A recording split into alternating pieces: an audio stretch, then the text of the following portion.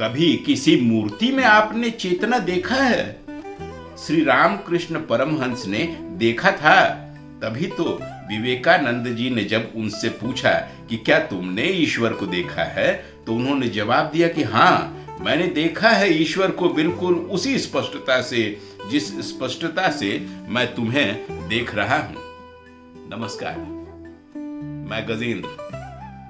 अंतर यात्रा चैनल के तहत ही विकास यात्रा एक श्रृंखला है जिसकी कड़ियां प्रत्येक शनिवार को सुबह में आती हैं। इस श्रृंखला की विभिन्न कड़ियों में हम 17वीं, 18वीं और 19वीं सदी के वैसे महान विचारकों के विचारों को जानते, सुनते, समझते हैं।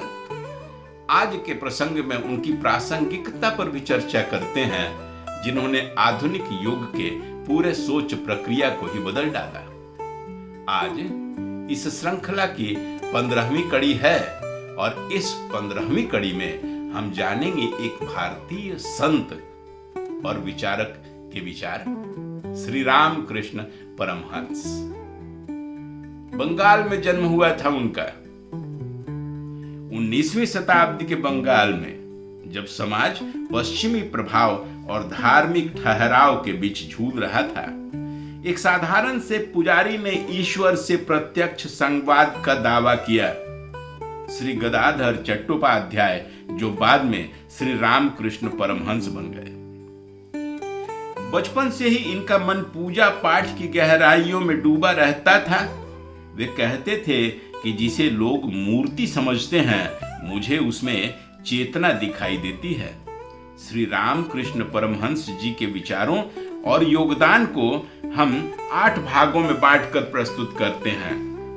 मेन कंट्रीब्यूशन, योगदान रामकृष्ण जी के। पहला, सर्व धर्म संभाव का सिद्धांत। उनकी घोषणा यतो मत ततो पथ, यानी जितने मत होंगे उतने ही पथ भी होते हैं। वे स्वयं विभिन्न धर्मों जैसे हिंदू धर्म की विभिन्न शाखाएं, इस्लाम धर्म और ईसाई धर्म के आध्यात्मिक अभ्यासों का पालन किया था और पाया कि सभी एक ही परम सत्य तक पहुंचते हैं। उनके इस अनुभवजन्य प्रमाण ने आधुनिक धार्मिक सहिष्णुता और सार्वभौमिकता की नींव रखी थी। उनका दूसरा योगदान मानव सेवा ही ईश्वर पूजा है। उन्होंने उस प्राचीन धार्मिक अवधारणा को पुनर्जीवित किया कि सभी प्राणियों में ईश्वर का वास है। जीव ही शिव है, यानी प्रत्येक आत्मा परमात्मा है। इस विचार ने उनके प्रमुख शिष्य श्री विवेकानंद जी को प्रेरित किया कि वे मानव सेवा को ईश्वर की पूजा के रूप में देखें, यानी जीवे दया नहीं, शिव ज्ञान से जीव सेवा को समझें। और इसी दर्शन के सिद्धांत के आधार पर रामकृष्ण मठ और रामकृष्ण मिशन की स्थापना बेलूर में हुई, जिसे मैं बेलूर मठ के नाम से जानते हैं, जो आज इस मिशन का मुख्यालय भी है। उनका तीसरा योगदान जीवन का परम लक्ष्य है ईश्वर का साक्षात्कार। उन्होंने जोर दिया कि मानव जीवन का परम धर्म है ईश्वर या परम सत्य को जानना। उनके तीव्र आध्यात्मिक अभ्यास और रहस्यमयी अनुभवों ने दिखाया कि ईश्वर से साक्षात्कार इसी जन्म में प्राप्त हो सकता है और यह परम शांति और संतुष्टि का एकमात्र स्रोत है। कलकत्ता के दक्षिणेश्वर मंदिर में उन्होंने मां काली का भीषण और कठोर तप किया। उन्होंने मां काली से कहा कि हे मां, अगर तू है तो सामने आ, वरना मैं देह त्याग करूंगा। और मां अंततः साक्षात प्रवेश हुई कमरे में, जिनकी ऊष्मा और प्रकाश से परमहंस अचेत हो गए थे। इस तरह उन्होंने दक्षिणेश्वर मंदिर को अंतरराष्ट्रीय धर्म स्थल के रूप में स्थापित कर दिया। उनका चौथा कंट्रीब्यूशन था कि वेदांत को उन्होंने व्यावहारिक स्वरूप प्रदान किया। उन्होंने वेदांत, विशेषकर अद्वैतवाद के उच्च दार्शनिक विचारों को सरल और सुलभ बना दिया। उन्होंने अपने जीवन के उदाहरण के माध्यम से यह दिखाया कि आध्यात्मिकता जीवन से भागना नहीं, बल्कि एक ऐसी समझ है जो प्रत्येक कार्य को पूजा में बदल देता है। उनका 5वां कंट्रीब्यूशन हिंदू धर्म का पुनरुद्धार और शुद्धिकरण।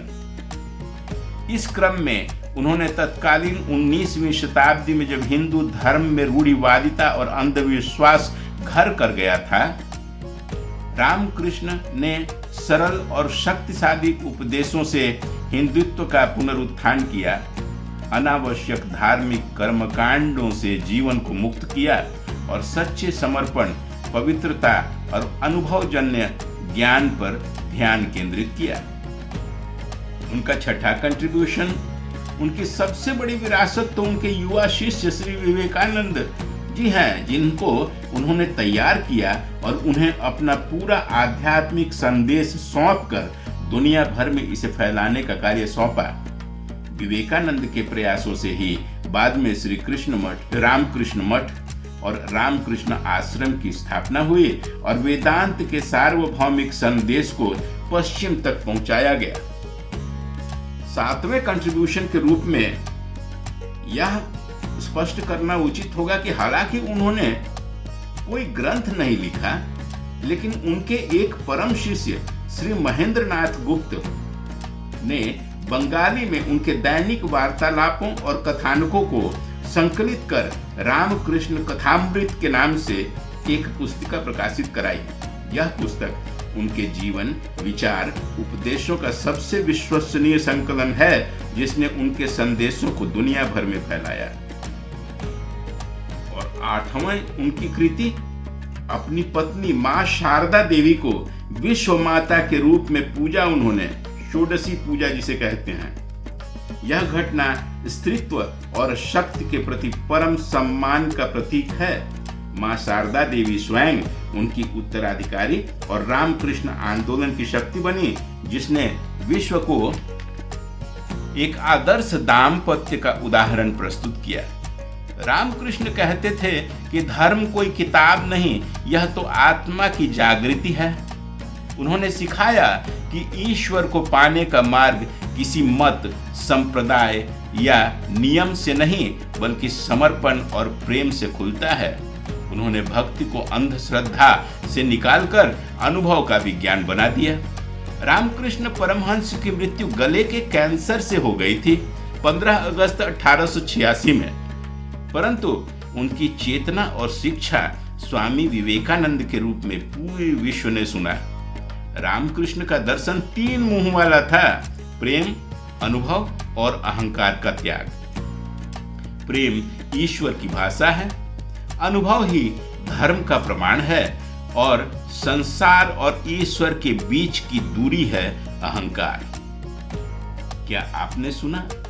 हाँ, मैंने ईश्वर को देखा है, गरीबों के, पीड़ितों के और आपके भी अंदर। कोशिश कीजिए ना, आपके भी साक्षात्कार हो जाएंगे, क्योंकि उन्होंने सिखाया कि ईश्वर देखने की शक्ति है और वह शक्ति प्रेम, अनुभव और समर्पण से जागती है। यदि आप तैयार हैं तो वो मार्ग आज भी खुला है। तो यह था रामकृष्ण परमहंस, अनुभव का सरल यथार्थ। यह अनुभवजन्य ईश्वर से साक्षात्कार कैसी लगी?